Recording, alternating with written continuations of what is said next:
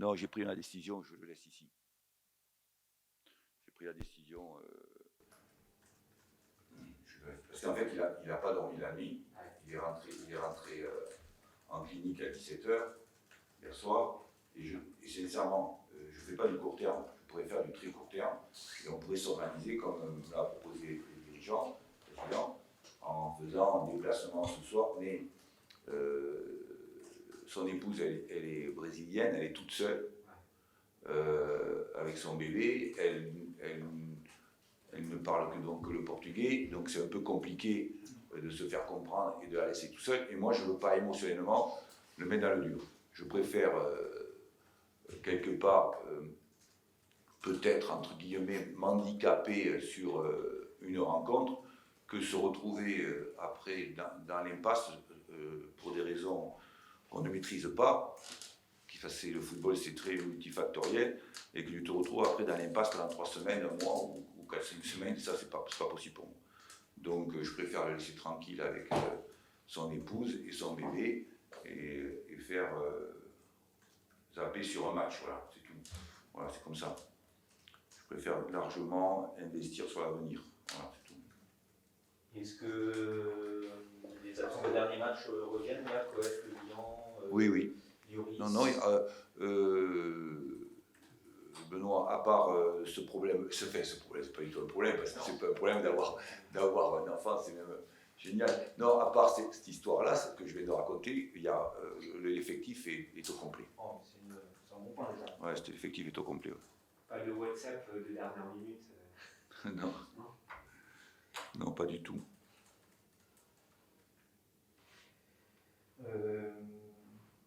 Est-ce qu'il est excitant? Non, en plus je dis une bêtise, tu as raison de dire ça pour l'histoire de WhatsApp, parce j'en ai reçu un ce matin, mais on n'en parle pas parce qu'il est suspendu, mais Ali, non, c'est pas entré. Non, il nous manque un joueur qui est blessé, c'est Ali.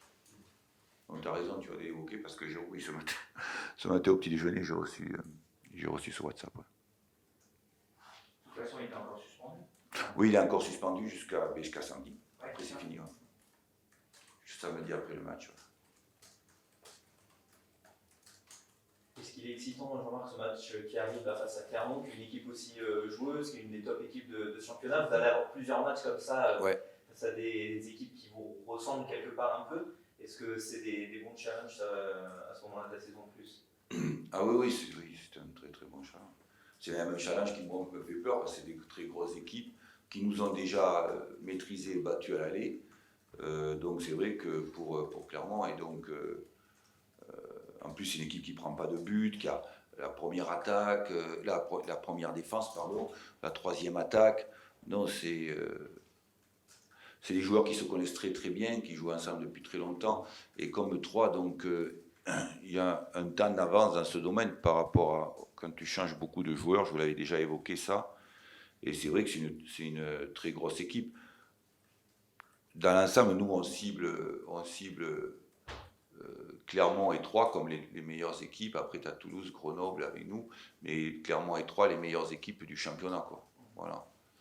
Les meilleurs teams qui tournent très bien dans plein de chiffres. Et c'est vrai que c'est un gros challenge, c'est vrai. Je vous dis pas ce que je dis aux joueurs, parce que sinon vous allez encore caler des conneries avec ça, ça me contrarie. Donc je vous dis pas ce que je dis aux joueurs, je dis c'est pas la peine de vous déplacer parce que c'est très bonne. Non, c'est une très bonne équipe. Ouais. Troyes aussi, c'est une très bonne équipe qui affiche un jeu et puis des datas de très bonne qualité, quoi. Voilà. Et justement, quand on voit Clermont, on se dit qu'ils ont le deuxième meilleur buteur, le meilleur passeur, mais vous avez peut-être pas forcément le même jeu, quoi. Eux, ils sont peut-être un peu plus, je ne vais pas dire solides, enfin si, mais peut-être plus solides en défense. Comment est-ce que vous... Non, ils sont quand même, si je ne m'abuse, et que je crois qu'en possession du ballon, je crois qu'ils sont premiers ou deuxième, mais c'est ça, nous on est troisième. Mais ils sont devant nous en possession du ballon, ils ont des possessions plus importantes que nous. Ensuite, ils ont une défense très hermétique, de très très grosse qualité. Et voilà, donc c'est vrai que c'est un gros challenge. En plus, nous, ils nous ont battus à l'aller, donc ça c'est très contrariant, être battus à domicile. Mais voilà, c'est un très fort challenge. En plus, qui plus est, c'est d'autant plus un fort challenge que eux, ils ont perdu en coupe. Donc certainement déjà, pour un footballeur, ça te réveille. Et nous, ce qui me... Alors bien sûr, c'est bien pour l'ensemble de l'environnement, mais ce qui est toujours, quand tu es entraîneur, je ne sais pas quel mot je dois employer, mais quand tu es coach et que tu es sur une série d'invincibilité, c'est pas bon. Alors la fois, vous allez me dire, oui, mais c'est bien, c'est bon, oui. Mais pour un footeux, quel que soit le footeux d'ailleurs, hein, sur toute la planète, comme je vous l'explique souvent ici, comme nous on est dans un sport, tous les grands entraîneurs le disent, on a dit tout ça. Comme on est un sport plaisir, un sport confort et tout ça, quand tu fais des séries d'invincibilité, ton équipe est en danger. Parce que le footeux, il est capable de se mobiliser, c'est là où tu vois le caractère de l'équipe, et c'est ce que j'ai vu moi en début de saison quand on avait perdu 2 fois et que les garçons ont su se mobiliser pour aller chercher 3 points, le 3e match ici. Eh bien, quand tu es dans une série d'invincibilité, c'est plus dangereux. Voilà, c'est forcément plus dangereux sur le plan de l'état d'esprit, etc., etc. Et vous les sentez pas dans le confort, vos joueurs, malgré tout, même si vous dites que c'est plus dangereux quand tu t'installes un petit peu dans une série, ils sont vraiment ils sont focus sur l'objectif. C'est des mots un peu forts. Parce qu'en fait, c'est un groupe qui vit très bien. Et le footballeur, quand il y a une bonne dynamique, et c'est le cas de Clermont, c'est le cas de Troyes, c'est le cas de Grenoble, où tu vois une très forte dynamique à Grenoble, un très fort état d'esprit sympa et tout ça. Nous, c'est pareil. Donc, dans le confort, ils sont tous les jours à un moment. Tous les jours, parce qu'ils ont plaisir à être ensemble. Mais par contre, ils sont appliqués, concentrés sur le truc. Mais quand tu as un groupe qui tourne bien, comme c'est le cas de Clermont et que c'est le cas des équipes que j'ai citées, comme Toulouse et tout, ça veut dire qu'eux, ils sont dans le confort, ils vivent bien ensemble, ils sont heureux d'être ensemble. Mais après, c'est souvent... ça vient beaucoup de l'inconscient et de l'extérieur, comment tu te mobilises parce que tu sais que tu es en danger quelque part. Et le footeux, souvent, il se mobilise très fortement quand il se sent en danger. Mais bon, ceci dit, dans ce que je vois à l'entraînement, j'ai pas du tout à me plaindre, sinon je leur dirais. Voilà. Sinon, je leur ferai remarquer. Tu parlais du match aller où ils étaient venus gagner 1-0 ici. C'est l'une des rares équipes aussi contre laquelle vous n'avez pas marqué. Est-ce qu'ils avaient justement trouvé un moyen de vous cadenasser un petit peu parce que c'est vrai qu'autrement vous trouvez le chemin des filets très régulièrement. Ouais, il faut faire attention parce qu'on était dans une saison, elle est composée de phases, vous savez mieux que moi, difficiles ou faciles, où tu es dans le flow, des fois tu es... Là, on était vraiment dans le dur. Au début, on était vraiment dans le dur. Pas sur le plan de l'ambiance, tout ça, mais c'est surtout que, rappelez-vous, on avait annulé 2 matchs amicaux qui auraient pu nous faire progresser dans le système de jeu, dans la composition d'équipe. Donc on était vraiment, plus on passe du temps, et plus quand tu le vis dans l'instant présent, tu dis allez, on y va, on se bat, tout ça. Mais quand tu as 4 ou 5 mois de recul, tu te dis vraiment là on était dans le dur, dans la composition de l'équipe, dans le dynamisme, dans tout ça, parce que tout ça c'était compliqué. Avec des arrivées de joueurs de toute dernière minute, je vous fais remarquer, comme Lloris, comme Joubal, et d'autres encore. Et donc on était vraiment plus dans la difficulté. Voilà, c'est pour ça qu'on ne peut pas comparer nos matchs contre Sochaux, Clermont, ou je ne sais pas trop qui encore, avec ce qu'on a vécu plus en novembre ou en décembre. Non, c'est pas comparable. Ça manquait de rodage. Oui, voilà, d'autres choses, voilà ça. Voilà, par exemple, oui, il y avait d'autres éléments, mais ça manquait effectivement de fluidité, d'habitude de jeu, c'est ça, tout à fait. Ouais. Dans ce mini-championnat là, que vous allez jouer sur les 3 prochaines journées, Troyes, Toulouse, Clermont, tu dis souvent le Money Time c'est en avril-mai. Mais est-ce qu'il y a quand même un avantage à prendre sur ces adversaires directs comme ça, avec ces confrontations? Non, mais ce qui m'importe, moi, jusqu'à fin février, quelque part, c'est de rester au contact. De ne pas être décroché. Puis après, tu as autre chose. Tu as la fierté de joueur, c'est ça. Moi, je suis qu'entraîneur, mais quand tu es joueur, tu as la fierté aussi d'aller chercher des résultats, évidemment.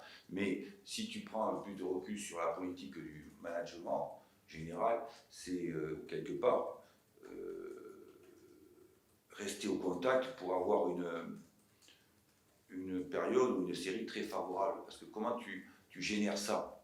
Et souvent, comme je vous l'ai dit souvent, si tu génères ça dans les 5-6 dernières rencontres, alors, donc rester au contact, c'est très important, même si on a, c'est pas décisif, voilà le mot, il n'est pas décisif cette période-là.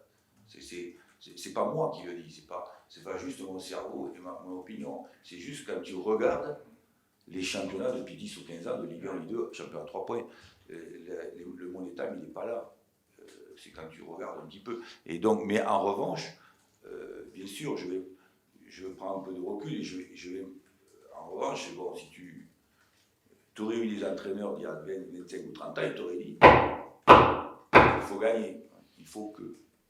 Déjà, dans ta vie, quand tu dis il faut que, c'est que t'es pas. Que c'est pas gay, tu sais pas t'y prendre. Parce que souvent, quand tu dis il faut que, tu réussis pas. C'est comment tu t'y prends et quel contenu tu as. Mais c'est vrai que, évidemment, on préférerait être dominateur et continuer à. Évidemment. Tu sais, si l'équipe progresse et domine tout le monde, ben, moi, je suis le plus heureux des hommes. Mais bon, c'est comment on fait les stratégies et comment on avance, quoi. Est-ce que le fait que la pelouse de Clermont, qui est la plus mauvaise du championnat d'après les différents classements, etc., ça joue? Est-ce que c'est quelque chose que vous analysez pour, je sais pas, pour la fluidité de votre jeu, ou c'est pas du tout un paramètre qui rentre en compte? Ah, comme on va Clermont et qu'on joue avec un ballon ovale, donc c'est pas un problème. On va jouer à la main avec un ballon ovale, donc c'est pas un souci. Si tu joues avec un ballon ovale à la main, la pelouse c'est pas un souci.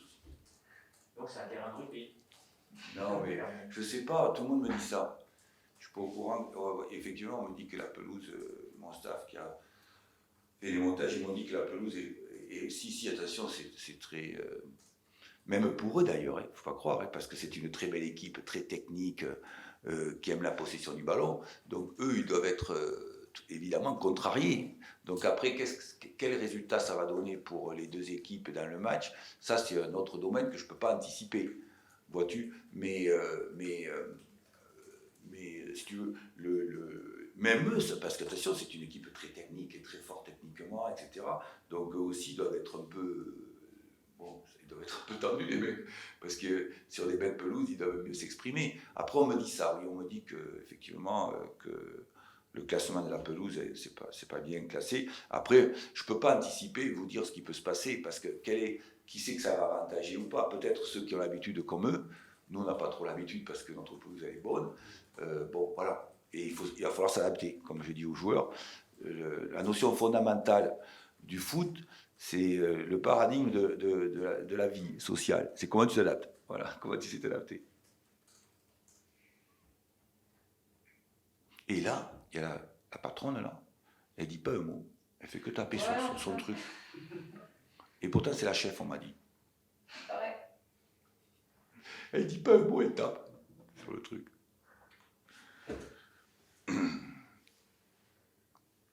Voilà. C'est bon pour vous? C'est bon, tout le monde, c'est bon. Ok, ça va. Merci.